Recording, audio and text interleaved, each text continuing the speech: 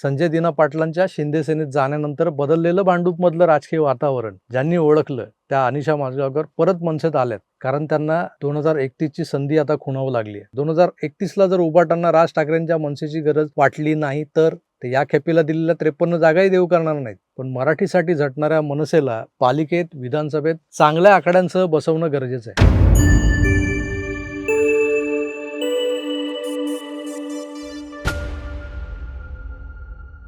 वंदनीय शिवसेना प्रमुख बाळासाहेब ठाकरे हयात असताना शिवसेना अनेकदा फुटली. अगदी छगन भुजबळ आणि त्यांच्यासोबत गेलेले 6 आमदार असोत की नारायण राणेंच्या सोबत गेलेले अनेक आजी माजी शिवसैनिक, आमदार, नगरसेवक, या फुटीचा म्हणावा तसा फटका शिवसेनेला वरवर तरी बसला नव्हता. पण ठाकरेंच्या घरातूनच ठाकरे आडनाव असलेला एक नेता राज ठाकरे शिवसेना सोडतो तेव्हा खरं तर या संघटनेची पाळंमुळं हादरतात. 2005 साली राजसाहेब सेनेबाहेर पडले. त्यांच्या मागे अर्धी अधिक शिवसेना, आमदार, खासदार, नगरसेवक, शाखाप्रमुख हे सोबत यायला तयार होते. कारण राजसाहेबांमध्येच ते सगळे शिवसेनेचा पुढचा नेता, नेक्स्ट शिवसेना प्रमुख म्हणून पाहत होते. त्यातले बहुतांश हे उद्धवजींच्या नेतृत्व गुणांवर साशंक असणारेच होते. पण राजसाहेबांनी काही तत्त्व पाळत आपल्या पित्यासमान काकांना मानसिक त्रास नको म्हणून सेनेतल्या या आमदार, खासदार, नगरसेवकांना रोखून धरलं. पण कालांतरानं राज ठाकरेंनी महाराष्ट्र नवनिर्माण सेना नावाचा पक्ष स्थापन केला आणि मग या 2 सेनांमध्येच मराठी मतांचं विभाजन होऊ लागलं. त्याचा फायदा इतरांना झाला. 2006ला मनसेची स्थापना झाली. आज 20 एक वर्ष बघता बघता निघून गेली. राज आणि उद्धव या 2 चुलत भावांमध्ये निर्माण झालेलं राजकीय शत्रुत्व हे कधी तीव्र तर कधी थोडंसं मवाळ होताना आपण पाहिलं. अलीकडे महानगरपालिकेच्या निवडणुकीत उद्धवजींच्या सेनेला आपलं अस्तित्व टिकवून ठेवण्यासाठी एका टेकूची गरज होती. भाजपा तर मोठा शत्रू म्हणून समोर होताच, पण त्याच शिवसेनेतून बाहेर पडलेल्या शिंदेंनी आजी माजी अशा जवळपास 125 नगरसेवकांना आपल्याकडे वळवलेलं होतं. त्यात दुसरा मोठा फटका दिसत होता तो मनसेचा. कारण शिवसेना नाव आणि धनुष्यबाण चिन्ह ज्यांच्याकडे होतं त्या शिंदेंची भाजपसोबत युती असल्यानं ते हिंदुत्ववादी मतांच्या जो टक्का आहे त्याच्या जोरावरही बऱ्यापैकी परफॉर्म करणार असं दिसत होतं. म्हणजे मराठी मतं तर धनुष्यबाण आणि शिवसेना या नावामुळे त्यांना मिळणार होती. आणि मी जसं म्हणालो त्यात शिंदेंकडे आलेले माजी नगरसेवक, त्यांचं आधीचं काम, त्या नगरसेवकांच्या कार्यकर्त्यांची टीम, त्याला यापूर्वी मिळालेली मतं, या सगळ्यांचा विचार केला तर उद्धव ठाकरेंचा पक्ष मुंबई महानगरपालिकेत 20 पेक्षा जास्त जागा जिंकणार नाही असा सगळ्याच राजकीय विश्लेषकांचा दावा होता. अनेक सर्वेही हेच सांगत होते. मग चतुर राजकारणी बनलेल्या आणि मूलतः चालाक असणाऱ्या उद्धवजींनी ऐनवेळी एक नवीन तिकडम लावली. 20 वर्ष, जवळपास 20-21 वर्ष चाललेलं मानापमान नाट्य त्यांनी एका फटक्यात संपवलं. आपल्या चुलत भावाच्या एका मुलाखतीतलं एक वाक्य म्हणजे युतीसाठी निमंत्रण आहे अशी एक आवई उठवली, अशी वातावरण निर्मिती करत आणि मुद्दाम त्यासाठी आपला खास दूत राजाराम पुत्र संजय यास कामी लावून मनसे आणि ठाकरे सेना अशी युती घडवून आणली. जागा वाटपातही लोण्याचा गोळा तराजूत तोलणाऱ्या हुशार माकडाप्रमाणे सगळा मलिदा इधर थोडा ज्यादा आहे उधर थोडा कम आहे असं करत करत फस्त केला गेला तो उद्धव गटाकडून. मनसेच्या शहर प्रमुखाला संदीप देशपांडेला जागा वाटप आणि इतर ज्या काही चर्चा होत्या त्या चर्चेला बसवायचंच नाही अशी अट उद्धवजींनी राज यांना घातली होती. आता हे काय कुणी लावलेला शोध नाही किंवा परसेप्शन नाही आहे, हे नंतर सगळ्या दुनियेला समजलं.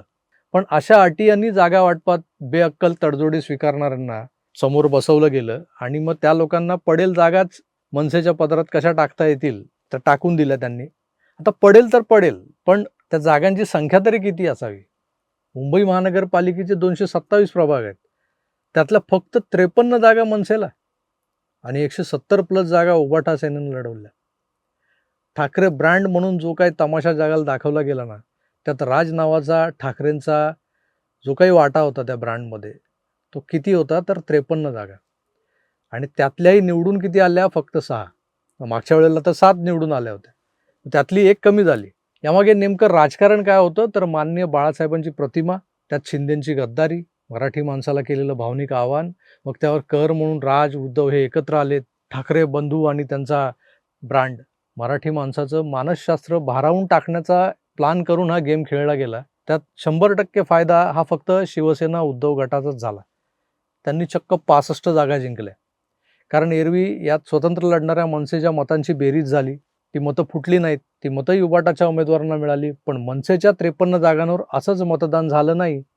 मनसेचे उमेदवार जिथं स्ट्रॉंग होते, मतदारांचा टक्का जिथं मनसेच्या उमेदवाराला जास्त होता, त्याही जागा उभाटांनी काढून घेतल्या होत्या. कारण त्याही यांना जिंकायच्या होत्या. अशीच एक जागा म्हणजे भांडूपच्या प्रभाग क्रमांक 114ची होती. 2017ला BMCच्या ज्या निवडणुका झाल्या त्यात प्रभाग क्रमांक 114 मध्ये शिवसेना आणि मनसे अशी सरळ लढत झाली होती.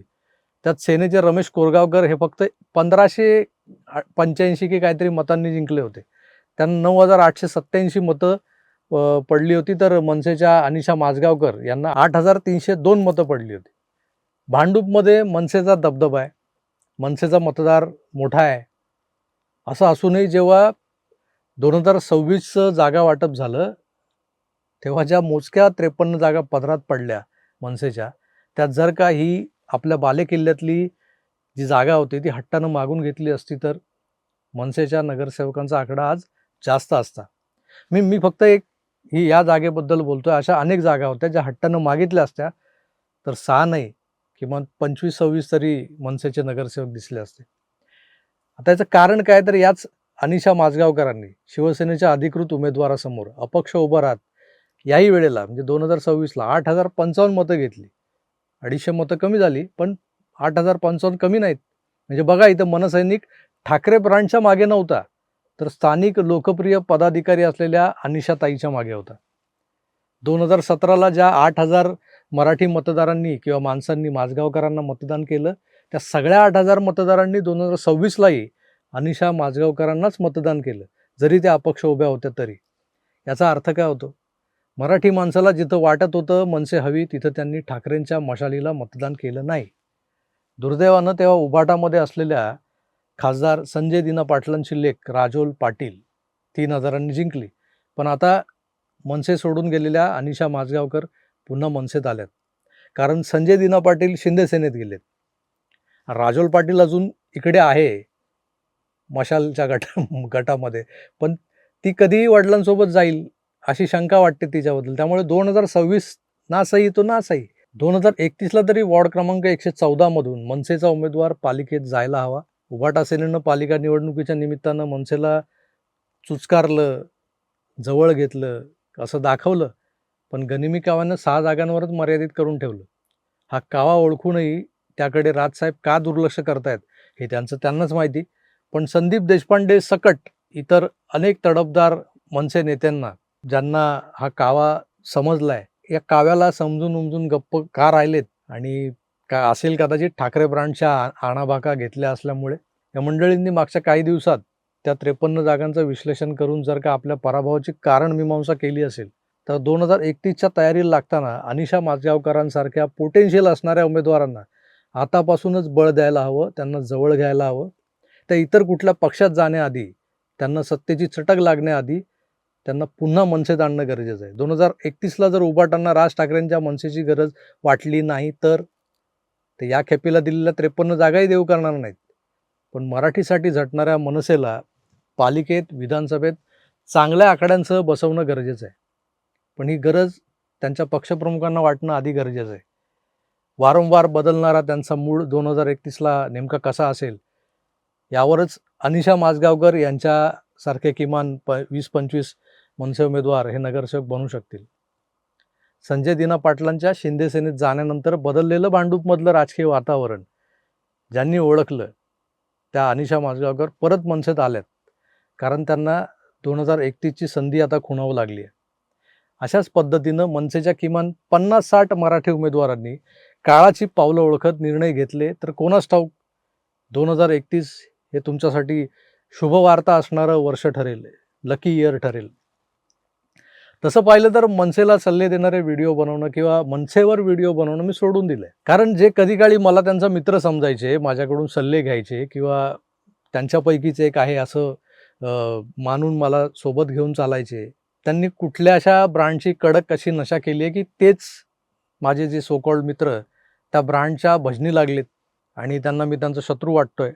पण तरी भांडूप काय, दादर काय, वरळी काय, मराठी ठसा असलेली मुंबई ही या मुंबईत जन्माला आलेला एक मुंबईकर म्हणून या सगळ्याच भागाशी माझं जवळचं नातं आहे. इथं तरी किमान मराठी माणूस टिकला पाहिजे आणि तो टिकून ठेवायला इथल्या चाळीत जन्मलेला मराठी माणूसच पाहिजे. यूपीवाला भैया किंवा गुजराती मारवाडी लोढा नकोय. मुंबईवर पहिला हक्क जर कोणाचा असेल तर तो आमचाच. इथल्या गल्लीत अंडरआर्म क्रिकेट खेळणाऱ्या मराठी पोरांचा. पण पोरांना हिप्नोटाईज करून गंडवणाऱ्यांपासून सावध करणं हे देखील आपलं काम आहे. म्हणून हा प्रपंच होता. बाकी गैरसमज नसावा. तुर्तास इथेच थांबतो. पुन्हा भेटूच. तोवर आपली काळजी घ्या आणि पाहत राहा आपलं आवडतं यूट्यूब चॅनल आकार DG9. धन्यवाद. नमस्कार.